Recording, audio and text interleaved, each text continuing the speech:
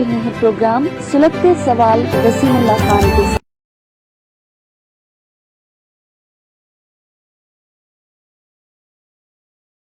सवाल मुझे कहते हैं वसीमुल्लाह खान।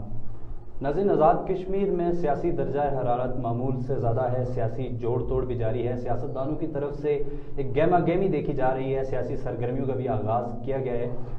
गुज़श्ता दिनों एक डेवलपमेंट हुई है, सरदार सिकंदर हयात साहब ने वापस मुस्लिम कॉन्फ्रेंस को ज्वाइन करने का फ़ैसला किया है और उनकी सरबराही में आइंदा मुस्लिम कॉन्फ्रेंस आज़ाद कश्मीर में इलेक्शन में उतरेगी और आइंदा इलेक्शन में हिस्सा लेने के बाद जितनी भी चाहे उनकी कारकर्दगी है या जो भी उनके फ़ैसले हैं वो सरदार सिकंदर हयात की सरबराही में होंगे। सरदार अतीक साहब ने भी 2-3 दफ़ा उनका ये बयान भी आया है कि हम अब सरदार सिकंदर हयात साहब की सरबराही में चलेंगे। ये एक बड़ी डेवलपमेंट है गुज़श्ता दिनों की आज़ाद कश्मीर की, जिसके बाद आज़ाद कश्मीर की सियासत में हलचल मच गई है। नाज़रीन, आज ये सारे मसाइल हैं, मुस्लिम कॉन्फ्रेंस आया किस तरफ जा रही है, अब क्या किस तरीके से और क्या हिकमत अमली लेके अब आइंदा इलेक्शन में उतरेगी, साबका दौर में या भी मुस्लिम कॉन्फ्रेंस की कमज़ोरियाँ किस तरह की हैं, मुस्लिम कॉन्फ्रेंस कहाँ पे डिलीवर नहीं कर रही, या मुस्लिम कॉन्फ्रेंस गुज़श्ता चंद सालों से देखने में ऐसा आ रहा है कि मुस्लिम कॉन्फ्रेंस थोड़ा सा बाकी सियासी जमातों से पीछे हो गई है, जो इसका क्योंकि जो पोजीशन इसकी साबका हमने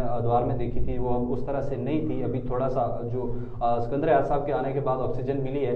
तो आज हमारे साथ एक मेहमान है जो साबिक वज़ीर भी रहे हैं, साबिक मशीर भी रहे हैं, चेयरमैन पार्लिमानी बोर्ड मुस्लिम कॉन्फ्रेंस आज़ाद कश्मीर राजा यासीन साहब हमारे साथ मौजूद हैं। इन सब मसाइल पर आज इनसे डिस्कस करते हैं और जानते हैं कि मुस्लिम कॉन्फ्रेंस की क्या हिकमत अमली है आइंदा की। सर, सबसे पहले प्रोग्राम में आपको खुशामदीद कहता हूँ, बहुत शुक्रिया आपके कीमती वक्त का।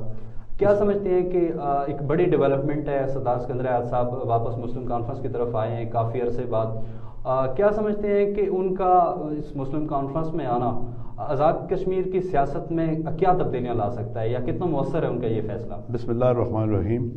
सबसे पहले तो मैं आप सब साथियों का, KDI का और आप सब साथियों का शुक्रिया अदा करता हूँ कि आपने मुझे मौका दिया कि मैं अपने माफ़ी ज़मीर का इज़हार कर सकूँ।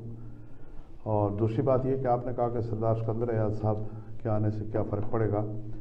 देखिए, पहली बात यह कि सरदार सिकंदर हयात साहब मुस्लिम कॉन्फ्रेंस से ही उनका ख़मीर उठा, वो मुस्लिम कॉन्फ्रेंस के 12 साल सदर रहे और मुस्लिम कॉन्फ्रेंस के प्लेटफार्म से ही वो 2 दफ़ा वज़ीर आज़म बने, 1 दफ़ा सदर बने, सदर रियासत बने। तो मुस्लिम कॉन्फ्रेंस उनका अपना घर है, वो वक्ती तौर पर शक्कर रंजी हो गई, इख्तलाफात हुए, चले जो इंसानी दुनिया में होता है, तो वो फिर किसी दूसरी पार्टी में चले गए, वापस मुस्लिम कॉन्फ्रेंस में आए। तो इसका एक तो हम मुस्लिम कॉन्फ्रेंस के अंदर एक फ़र्क महसूस करते हैं और वो ये है, खुद सिकंदर साहब भी महसूस करते हैं और हम भी महसूस करते हैं कि जो जैसे बिछड़े हुए दोस्त मिलते हैं, 2 अजीज़ मिलते हैं, घर के अफराद मिलते हैं, तो वो खुशी महसूस करते हैं। इस तरह की कैफियत महसूस। सुबह का भूला शाम को घर आ जाए तो उसको भूला नहीं कहते। अब चूँकि बड़े आदमी हैं, इस तरह का जुमला तो शायद मैं ना कह सकूँ, लेकिन ये है कि जो भी बात थी वो जैसे भी हुई, अब वो जब आए हैं तो वो भी रिलैक्स फील करते हैं, खुशी का इज़हार करते हैं और हम भी खुशी का इज़हार करते हैं। मुस्लिम कॉन्फ्रेंस की सफ़ों में इत्मीनान और खुशी आई है कि अब जायद अव्वल सरदार अब्दुल कयूम खान साहब के बाद एक बड़ी कदावर शख्सियत जिसकी उठान मुस्लिम कॉन्फ्रेंस से हुई, मुस्लिम कॉन्फ्रेंस की पहचान थी, वो अगर कहीं आगे पीछे थे तो वापस मुस्लिम कॉन्फ्रेंस में वो आगे। एक तो ये बात है। दूसरी बात यह है कि सरदार सिकंदर हयात खान साहब छोटे सियासतदान नहीं हैं।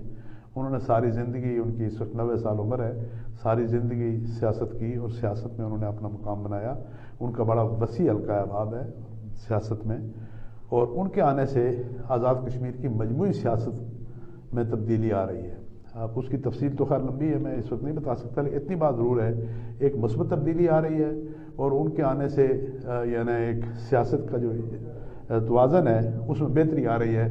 बहुत सारे लोग उनके आने से अपनी मुस्तकबिल की पेशबंदी कर रहे हैं, राय मुतय्यन कर रहे हैं और मुस्लिम कॉन्फ्रेंस के साथ दोबारा खड़े होने का प्रोग्राम। मुस्लिम लीग नून की पोजीशन को कैसे देखते हैं सिकंदर हयात साहब के इस फैसले के बाद? क्योंकि मुस्लिम लीग नून को अगर देखा जाए तो जिंदा और यहाँ जहाँ तक चलाया है तो वो सिकंदर हयात साहब ने चलाया था। तो इस फैसले के बाद मुस्लिम लीग नून की क्या पोजीशन आप देखते हैं? देखें, बात यह है कि किसी भी सियासी जमात में या किसी भी अदारे में एक सेंट्रल पिलर होता है, सेंट्रल शख्सियत होती है, सेंट्रल पर्सनैलिटी होती है।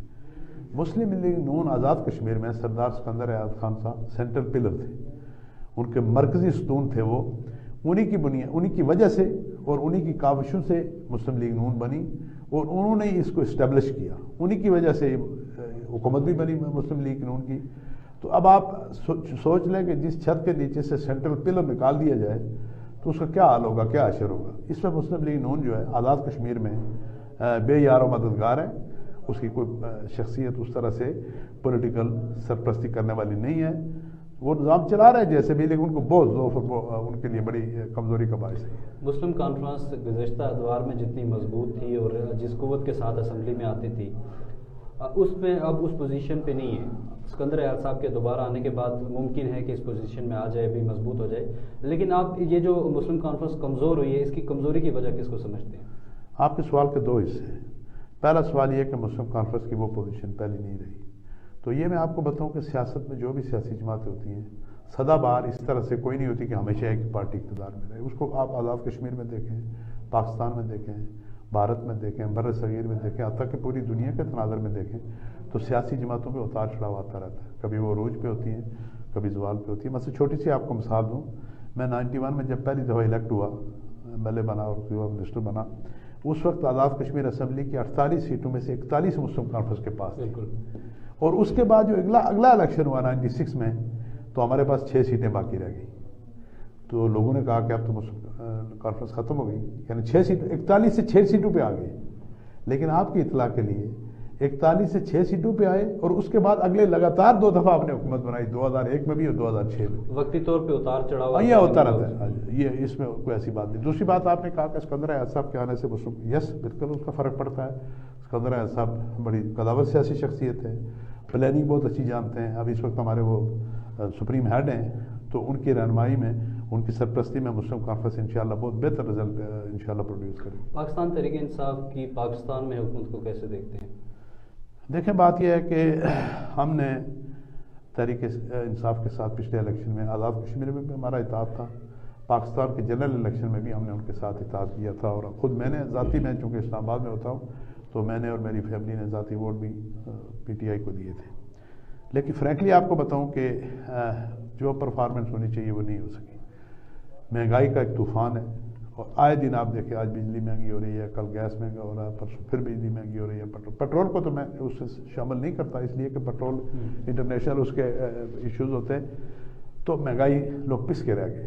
تو دوسری بات یہ کہ گورننس, جس کا ہم خان صاحب سے ہمارا خیال تھا کہ انہوں نے 22 سال کی محنت میں بہت اچھا تجربہ حاصل کر لیا ہوگا, بڑی اچھی ٹیم بنا لی ہوگی, اور وہ بہت اعلیٰ ڈیلیور کریں گے, وہ بات نہیں ہو سکی. خان صاحب نے ڈیلیور نہیں کیا, نہیں اس طرح نہیں.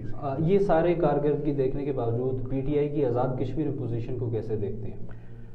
دیکھیں, پی ٹی آئی کی آزاد کشمیر میں پوزیشن ایسے ہے کہ پہلی بات تو میں آپ کو یہ بتاؤں کہ جو آنے والے الیکشن ہیں, اس میں میرا جو تجربہ ہے, میں جو کہہ سکتا ہوں کہ کوئی بھی ایک پارٹی اس پوزیشن میں نہیں ہے سنگل کہ وہ اپنی حکومت بنا سکے. جو بھی پارٹیاں ہوں گی کولیشن گورنمنٹ بنائیں گی, کوئی بھی ہو.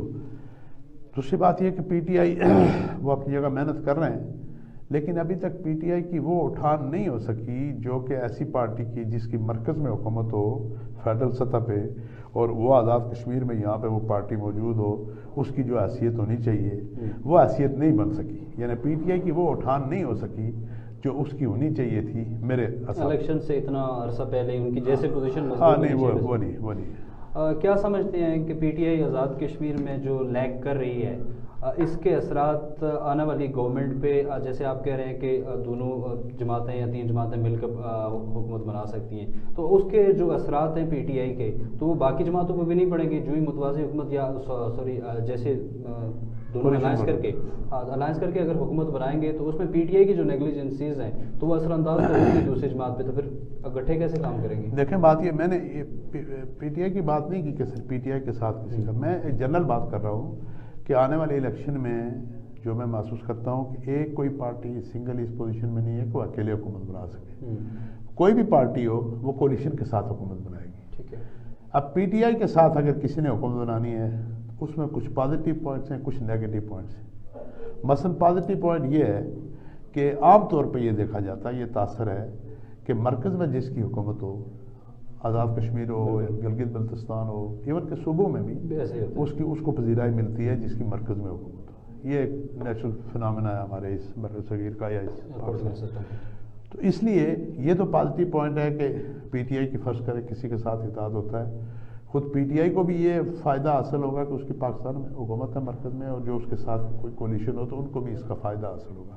لیکن ایٹ دا سیم ٹائم جو نیگیٹو پوائنٹ ہے، مثلا یہ مہنگائی ہے، گڈ گورننس کا فقدان ہے، یہ چیزیں اگر پی ٹی آئی کو افیکٹ کرے گی آزاد کشمیر کو، تو اس کے ساتھ اگر کوئی اتحادی ہوگا تو اس پہ بھی کچھ نہ کچھ نیگیٹو ہوتا ہے. تو پازیٹیو اور نیگیٹو دونوں چیزیں امپیکٹ اس کا آنے والی حکومت میں پڑے گا. آپ مسلم کانفرنس آزاد کشمیر کے پارلیمنٹ بورڈ کے چیئرمین بھی ہیں. سابقہ مسلم کانفرنس کا اتحاد ہوا ہے پاکستان تحریک انصاف کے ساتھ آزاد کشمیر میں بھی اور پاکستان میں، جیسے آپ نے بتایا. آئندہ کیا حکمت عملی ہے؟ کیا مسلم کانفرنس دوبارہ پی ٹی آئی کے ساتھ اتحاد کرے گی؟ کیونکہ بیرسٹر سلطان صاحب کی طرف سے بار بار یہ اعلامیہ جاری کیا گیا ہے ان کی طرف سے کہ ہم مسلم کانفرنس کے ساتھ اتحاد نہیں کر رہے. دوسری طرف اگر دیکھا جائے تو سردار عتیق صاحب کا حالیہ ایک بیان آیا ہے سامنے. انہوں نے کہا ہے کہ اگر پی ٹی آئی کا اور مسلم کانفرنس کا اتحاد ہوا تو بیرسٹر سلطان صاحب کو اخبار کے ذریعے پتہ چلے گا. تو یہ ایک تو مجھے سردار عتیق صاحب کے اس بیان کی سمجھ نہیں ہے، دوسرا آئندہ کیا حکمت عملی ہے؟ اچھا جی، پہلی بات یہ ہے جی کہ ہم نے پچھلے الیکشن میں اتحاد کیا تھا ان کے ساتھ. وہ کوئی ہم نے یک طرفہ نہیں کیا تھا، ہماری درخواست سے نہیں ہوا، بلکہ انہوں نے بھی ضرورت سمجھی، ہم نے بھی ضرورت سمجھی، تو ہم نے آپس میں مل کے کولیشن بنائی. اس وقت بھی وہی صورتحال ہوگی. اگر وہ بھی ضرورت سمجھیں گے اور ہم بھی ضرورت سمجھیں گے. ہم نے کئی درخواست نہیں بھیجی ہوئی کہ ہمارے ساتھ اتحاد کیا جائے. اگر ہم نے اس کو ہم نے بھی بہتر سمجھا، انہوں نے سمجھا تو ہمارا اتحاد ہو جائے گا، ورنہ اتحاد نہ ہوا تو ہم انڈیپینڈنٹ الیکشن لڑیں گے. اس میں کوئی تو مذائقہ نہیں. اتحاد کے چانسز یقیناً موجود ہیں، کئی ایسے انڈیکیشنز ہیں کہ ہمارا اتحاد ہو سکتا ہے، لیکن نہ ہوا تو اس پہ ہمیں کوئی اعتراض کی بات نہیں. دوسرا جو آپ نے سردار عتیق صاحب کی بات کی، ان کا جو بیان ہے وہ بالکل واضح بیان ہے. وہ اس لیے کہ ہم آئے دن پی ٹی آئی کے اندر دیکھتے ہیں ان کی انٹرنل سیاست ہمیں اس سے غرض تو کوئی نہیں ہے کہ فیصلے سارے مرکز سے ہوتے ہیں، بلکہ اس معاملے میں صرف پی ٹی آئی نہیں، اس معاملے میں مسلم لیگ نون ہو، پیپلز پارٹی ہو، پی ٹی آئی ہو، سب کے فیصلے پاکستان سے ہوتے ہیں. یہاں پہ وہ کچھ فیصلہ کر کے بیٹھتے ہیں تو یہاں کا اس کی حیثیت کوئی نہیں. مثلا آپ یہ دیکھ لیں کہ پی ٹی آئی نے یہ جو پچھلی حکومت بنی تو پنجاب میں جو ان کے وزیر اعلیٰ ہے عثمان بزدار، بڑے اچھے وزیر اعلیٰ ہوں گے، لیکن ان کا نام مجھ جیسے سیاسی کارکن نے کبھی نہیں سنا تھا، شاید آپ نے بھی کبھی نہیں سنا ہوگا. تو ان ایکسپیکٹڈ انہوں نے اٹھا کے تو ان کو وزیر اعلیٰ بنا دیا. صوبہ سرحد میں کے پی کے میں جو محمود خان ہیں، یہ بہت پیچھے تھے دوڑ میں، اس سی ایم کی دوڑ میں، تو وہاں وہ بنا دی. اسی طرح آزاد کشمیر میں بھی جو سیٹ اپ بنے گا، پولیٹیکل سیٹ اپ بنے گا یا گورنمنٹ کا سیٹ اپ بنے گا. میں عتیق صاحب کی بات سے میں اتفاق اس لیے نہیں کہ انہوں نے کہہ دیا تو اتفاق کرتا ہوں، میری انڈیپینڈنٹ سوچ یہی ہے کہ بیرسٹر صاحب یا شاید آزاد کشمیر کی جتنی بھی ان کی قیادت ہے، ان سے مشورہ کوئی پوچھ بھی سکتا ہے، لیکن اس کے امکانات کم ہیں، 12 فیصلے ہوتے ہیں، اور اس وقت آئندہ بھی ایسے مطلب کہ پاکستان سے مرکزی قیادت جو پی ٹی آئی کی وہ فیصلہ کرے گی، آزاد کشمیر کے جو لوگ ہیں یہ فیصلہ کرنے کے نہیں، اہل کی بات تو میں نہیں کہتا، کیوں نہیں اہل، بلکہ وہ قابل قدر لوگ ہیں، قابل عزت لوگ ہیں. لیکن جو ان کا ٹریک ریکارڈ بتاتا ہے کہ پی ٹی آئی فیصلے کر کے تو کہتی ہے کہ اس کو آپ امپلیمنٹ، جیسے سابقہ دور میں بھی آپ کا اتحاد بھی تھا اور پی ٹی آئی کا یہ سلوگن تھا کہ کشمیر کے فیصلے کشمیر میں ہوں گے. آیا یہ تو اس سے پھر دوسری طرف جا رہے ہیں، کشمیر کے فیصلے پھر کشمیر میں تو نہیں ہو رہی ہے. یہ کہنے کی حد تک تو یہ سلوگن ہے، لیکن عملاً ایسی کوئی بات، عملاً ایسا کچھ نہیں ہے. تنویر الیاس صاحب کی آزاد کشمیر میں انٹری کو کیسے دیکھتے ہیں؟ صغیر چغتائی صاحب کیونکہ مسلم کانفرنس کے ایم ایل اے بھی ہیں اور وہ پاکستان تحریک انصاف سے میدان میں اتر رہے ہیں، ان کی انٹری کو کیسے دیکھتے ہیں؟ دیکھیں، پہلی بات تو یہ ہے کہ ہر آدمی کا جمہوری حق ہے کہ وہ سیاست میں اتر سکتا ہے، کسی وقت بھی فیصلہ کر سکتا ہے. دوسری بات یہ ہے کہ سردار صغیر چغتائی ہمارے قابل احترام ساتھی ہیں، بہت کمیٹڈ جماعتی ساتھی ہیں، اور ان کی اپنی سیاست ہے. تنویر الیاس صاحب ان کے بھتیجے ہیں، ان کی اپنی سیاست ہے. صغیر چغتائی صاحب نے تو پچھلے دنوں ایک انٹرویو بھی دیا تھا اس طرح آپ کے طرح کے کسی سیٹ اپ میں، اور خاص اس کو پھر اخبارات میں بھی آیا تھا. انہوں نے کیٹیگوریکلی کہا تھا کہ میں مسلم کانفرنس کا کارکن رہوں گا انشاءاللہ ہمیشہ، اور یہ انہوں نے کہا تھا کہ اگر سردار تنویر الیاس کو فرض کریں پی ٹی آئی آزاد کشمیر کا صدر بھی بنا دیا جائے تو میں مسلم کانفرنس میں ہی رہوں گا. تو سیاست دونوں کی اپنی اپنی ہے، وہ رشتہ اپنی جگہ، سیاست اپنی جگہ. تو میں تنویر الیاس صاحب کی آزاد کشمیر کی آنے کی سیاست کو کوئی برا بھی نہیں سمجھتا، اور بہت مطلب اس کے بارے میں کوئی سسپینس کا بھی شکار نہیں ہوں. نارمل بات ہے، وہ آئے تو ضرور ہے. گزشتہ دنوں آپ کا فیصلہ کیا گیا آپ کے ٹکٹ کا، اور آپ نے پھر اسے دستبردار ہو گئے. جو آپ کے ٹکٹ کا فیصلہ ہوا ہے یہ پارلیمانی بورڈ کی مشاورت سے ہوا تھا؟ پہلی بات یہ کہ پارلیمانی بورڈ کا چیئرمین میں خود ہوں. جی. تو دوسری بات یہ ہے کہ ہماری جماعت میں 2 ٹکٹ ایسے ہوتے ہیں جو پارلیمانی بورڈ نہیں جاری کرتا. ایک خود پارلیمانی بورڈ کے چیئرمین کا وہ صدر مسلم کانفرنس جاری کرتے ہیں. ٹھیک ہے. کیونکہ میں اپنا ٹکٹ خود جاری کرتا ہوں اچھا تو نہیں لگتا, ہو سکتا میرے مقابلے میں کوئی اور امیدوار ہو اس کو ٹکٹ جاری ہو جائے. تو پارلیمانی بورڈ 2 ٹکٹ نہیں جاری کرتا, باقی سارے وہ کرتا ہے. ایک تو پارلیمانی بورڈ کے چیئرمین کا اور دوسرا صدر مسلم کانفرنس کا. صدر مسلم کانفرنس کا ہمارا طریقہ کار یہ ہے کہ صدر مسلم کانفرنس جس حلقے سے لڑنا چاہے وہ پارلیمانی بورڈ کو اطلاع دیتا ہے, وہ اپلیکیشن نہیں دیتا. ٹھیک ہے. تو خیر بات ہو رہی تھی, میرا جو فیصلہ ہوا وہ جو ہماری روایت ہے اس کے مطابق صدر مسلم کانفرنس نے کیا. ٹھیک ہے. تو جو آپ کا جو آپ نے دستبردار ہونے کا فیصلہ کیا جو آپ کی ذاتی رائے, ہاں وہ میرے, تو یہ اس کی کیا وجہ جان سکتے ہاں ہیں جی, کہ آئندہ آپ کا الیکشن میں آنے کا ارادہ نہیں ہے؟ نہیں کیوں نہیں جان سکتے, نہیں میرا پورا ارادہ تھا اور اب بھی ارادہ ہے, انشاءاللہ میں کمپین کروں گا. اصل میں ہوا ایسے کہ ہماری جماعت کا معاملہ ہے, لیکن ہمارے ایک سینئر ساتھی ہیں سردار عبدالرشید چغتائی, ہمارے ضلع کے صدر بھی ہیں اور میرے بڑے بھائی ہیں اور بہت قابل احترام سیاسی شخصیت ہیں. اور سچی بات ہے میرے ہر الیکشن میں وہ پیش رہے, ہمیشہ وہ کمپین چلاتے رہے شروع سے لے کے آخر تک. تو بہت سینئر ساتھی ہیں.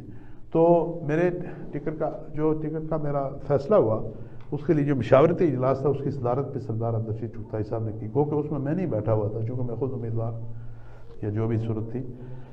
تو لیکن بعد رشید چغتائی صاحب نے کچھ تحفظات کا اظہار کیا, تو میں رشید چغتائی صاحب جیسے اپنے بھائی کے لیے تو تحفظات جب میں نے دیکھے تو میں نے ذرا بھی دیر نہیں کی اور میں اسی وقت ان کے گھر چلا گیا اور میں نے جا کہا کہ آپ تو بھائی ہیں, آپ ہمیشہ میرے الیکشن کمپیئر کرتے رہے, تو اس دفعہ الیکشن میں آپ کے حق میں دستبردار ہوتا ہوں, ناراضگی سے نہیں ہو رہا, خوش دلی سے ہو رہا ہوں, اور میں آپ کی کمپین چلاؤں گا انشاءاللہ آپ کا کارکن بن کے.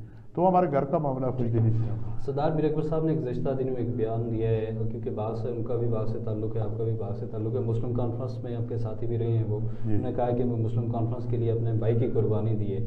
تو آنے والے دنوں میں کیا ایسا دیکھ سکتے ہیں ہم کہ مزید بڑے فگرز جو ہیں وہ کہیں مسلم کانفرنس میں دوبارہ آئیں, یا نئے لوگ مسلم کانفرنس میں بڑے فگرز آنے کا اس طرح کا کوئی ہے چانس؟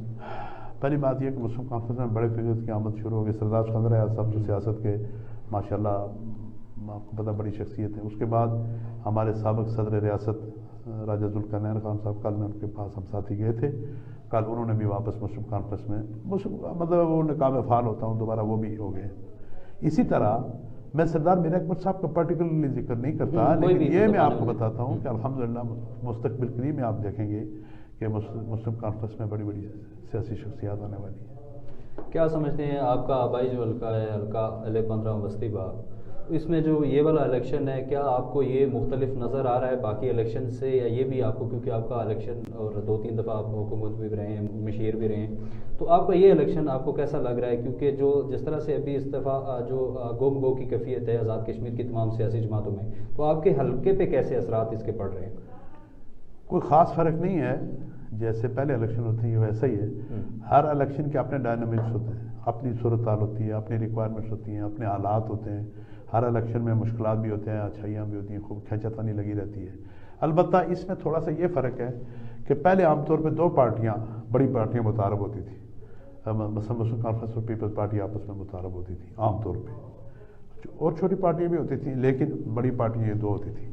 اس دفعہ چونکہ پچھلے 2011 کے الیکشن کے بعد مسلم لیگ نون بھی بن گئی, پھر اس کے بعد PTI بھی آ گئی, تو پارٹیاں اب 2 کی جگہ مین سٹریم پارٹیاں 4 ہو گئی. تو اس حوالے سے تھوڑا سا اس وقت سینیریو اور طرح کا ہے. لیکن ایک بات جو ہے نا کہ جب بھی الیکشن آتا ہے نا تو اس میں کوئی نہ کوئی آپ ایسی فضا پیدا ہوتی ہے جو آدمی سمجھتا ہے کہ یہ شاید نہیں ہے, لیکن ہر الیکشن کے ایسے ہی ہوتا ہے, کوئی نئی بات نہیں ہے. عمران خان صاحب نے ایک کالیہ بیان دیا تھا آزاد کشمیر میں, ایک جلسے میں خطاب کرتے ہوئے انہوں نے کہا تھا کہ آزاد کشمیر کے عوام پاکستان کے حق میں فیصلہ دے اور پھر پاکستان انٹرنیشنلی ان کو وہ حق جو سیلف ڈٹرمنیشن کا وہ حق دلوائے گا.